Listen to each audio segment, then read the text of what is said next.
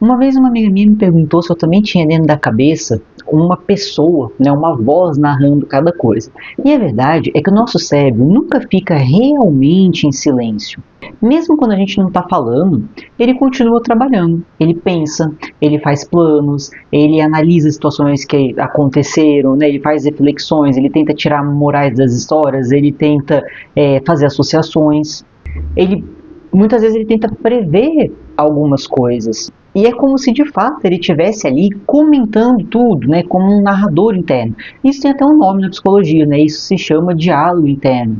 E apesar de parecer um pouco incômodo, ele é extremamente importante. Imagina como seria a sua vida, né, se você não pensasse como que vai ser o futuro, se você não planejasse, se você não fizesse associações, se você não refletisse sobre as suas ações. Seria praticamente impossível. Então, assim, conversar com você mesmo é completamente normal e natural de ser humano. É inclusive necessário, porque é uma ferramenta que a nossa mente se utiliza.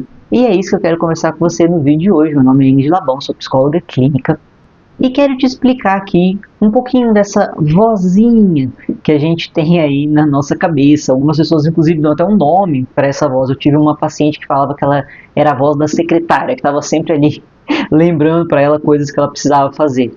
Agora, imagina que amanhã você tem uma entrevista de emprego.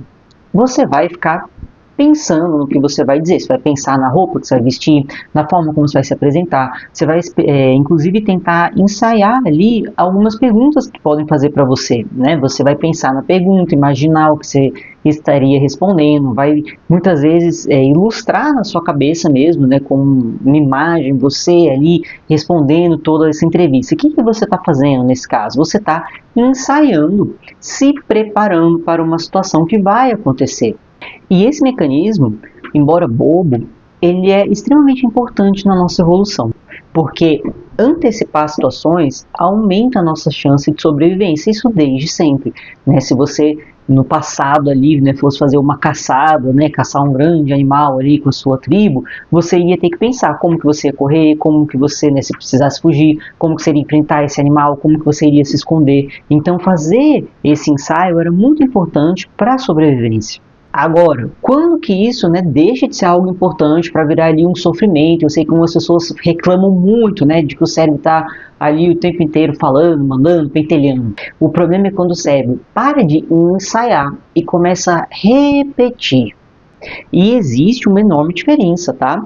Pensar sobre ensaiar é importante para a gente evitar, né, ali problemas, é importante para a evolução. Agora, ruminar, ficar ali, né, ruminando esse pensamento, significa pensar sem ter de fato uma solução. É como assistir um filme 1000 vezes, né? Você lembra ali de cada diálogo, sabe o que vai acontecer, imagina 1000 respostas diferentes, mas nada daquilo muda o que aconteceu. E mesmo assim o cérebro continua voltando. E por que ele faz isso? Porque ele acredita que se ele continuar voltando, em algum momento ele vai achar aquela resposta perfeita. Mas não acontece. E aí a resposta nunca chega. Nisso a gente entra numa armadilha. Que é o quê? A ansiedade adora uma perguntinha sem resposta. Será que ela ficou chateada? Será que ele me ama? Será que vai dar certo? Será que eu dou conta? Será que estão falando de mim? Perceba uma coisa interessante. Todas essas perguntas começam com um e se. Porque o cérebro ansioso ele acredita que pensar muito vai diminuir o risco. Só que na prática, o que ele faz? Ele aumenta ali o sofrimento. É como tentar apagar um incêndio ali jogando gasolina. Quanto mais você tenta controlar o cenário, parece que mais cenários vão aparecendo para você controlar. E vira uma bola. E aqui vai uma das ideias mais importantes do vídeo. Nosso cérebro ele não gosta de dúvidas, tá? Ele prefere uma resposta do ruim do que não ter resposta nenhuma. E é por isso que ele fica tentando interpretar, por exemplo, olhares, fica analisando a resposta dos outros, fica ali pensando, né, nos cenários que aconteceram. Completa frases, né? Então, por exemplo, você manda uma mensagem para alguém e essa pessoa visualiza e não responde. Você começa a criar várias hipóteses, né, do que poderia ter acontecido. Ah, ela esqueceu, não, né? Ela viu e não quis responder, enfim. E nisso, nosso cérebro vai criando toda uma narrativa, toda uma novela, né? Você já começa, se a pessoa não responde, a pensar que, por exemplo, ela tá brava, ela não gosta mais de você, de repente ela descobriu alguma coisa que você não queria. E Na maioria das vezes, por exemplo, essa pessoa estava ali dormindo ou foi tomar banho. Agora uma pergunta que eu faço para você refletir aqui durante o vídeo. Essa sua vozinha, ela fala com a voz de quem? Porque muitas vezes você acha que você está ouvindo a sua própria voz, que é o mais comum e saudável, mas muitas vezes não. Seu diálogo interno, ele costuma carregar vozes importantes ali, né, que passaram na sua vida. Seus pais, seu marido, seus professores, colegas, experiências de rejeições que você teve. E sem perceber, você começa a repetir essas mensagens. Você não faz direito, você é uma fracassada, você é um inútil, tudo que você faz vai dar errado, é melhor nem tentar, toma cuidado, não se machuca. E de tanto repetir, depois de muitos anos, essa voz parece sua, mas não é. Então, afinal de contas, né, conversar com nós mesmos, né, ter essa vozinha, é algo saudável ou não é? Então, assim, na maior parte das vezes, esse diálogo interno é a sua voz, é o seu cérebro ali narrando e prevendo coisas, como eu falei ali no início do vídeo. E esse diálogo interno, ele te ajuda a prever o futuro, a organizar ideias, a pensar sobre o que você sente, né? Eu tenho até uma brincadeirinha que eu faço com os meus pacientes, que eu digo que muitas vezes a gente vai ter que ter o que eu chamo da conversinha esquizofrênica, que é conversar com você mesma, refletir, parar e pensar, como se você estivesse numa consulta comigo, mas você vai fazer as perguntas. Eu gostei? Não. Por que eu não gostei? O que eu queria ter feito diferente? O que eu sinto com isso? E conversar com nós mesmos é extremamente positivo e bom. O problema é quando essa conversa vira um tribunal. Quando ela vira, por exemplo, crítica, culpa, autocobrança, medo, rejeição, aí sim a gente tem um problema. Então, sempre quando alguém me questiona sobre essa questão do diálogo interno, né, da vozinha, eu faço uma outra pergunta. Porque normalmente essas pessoas me falam assim, nossa, eu penso muito, né, eu tenho ali uma voz que fica na minha cabeça. Como eu paro de pensar? Só que isso é impossível.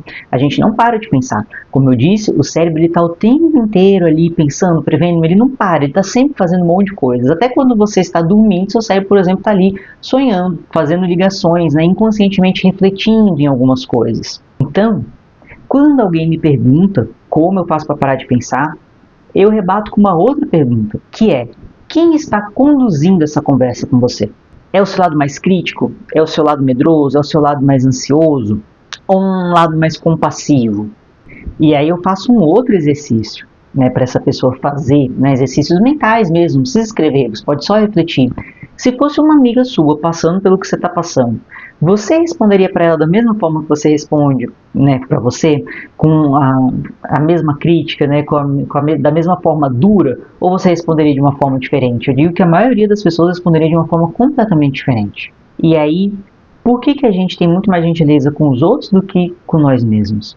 E antes de eu concluir esse vídeo, já vou te pedir para você, por favor, me deixar um like, que ajuda muito, e compartilhe esse vídeo com pessoas que você acha que podem se beneficiar dele. Da próxima vez que você estiver ouvindo essa sua voz, não fica pensando em desligar ela, mesmo que seja ali um diálogo interno ruim, né? Aquele que eu falei que não é a sua voz, mas de repente é a voz de outra pessoa que está reclamando, está colocando para baixo.